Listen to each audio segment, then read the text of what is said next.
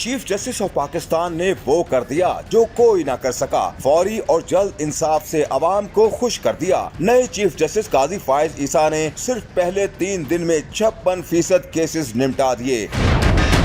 अदालत उज़्मा में 19 से 21 सितंबर तक 313 केसेस समाअत के लिए मुकर्रर हुए। सुप्रीम कोर्ट के ज़राए के मुताबिक सुप्रीम कोर्ट के 5 बेंचेस ने 313 में से 174 केसेस निपटाए। वक्त जाया करने पर चीफ जस्टिस काजी फायज ईसा ने वकील पर 5,000 रुपए जुर्माना कर दिया।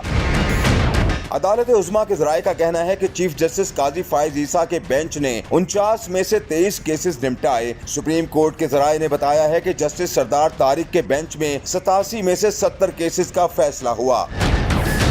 अदालत उज़्मा के ज़राए के मुताबिक जस्टिस एजाजुल अहसन के बेंच में 54 में से 25 केसेस निपटाए गए। सुप्रीम कोर्ट के ज़राए का मजीद कहना है कि जस्टिस याहिया आफरीदी के बेंच में 75 में से 35 केसेस निपटाए गए। अदालत उज़्मा के ज़राए का ये भी कहना है कि जस्टिस जमाल मंदोखेल के बेंच में 48 में से 22 केसेस निपटाए गए।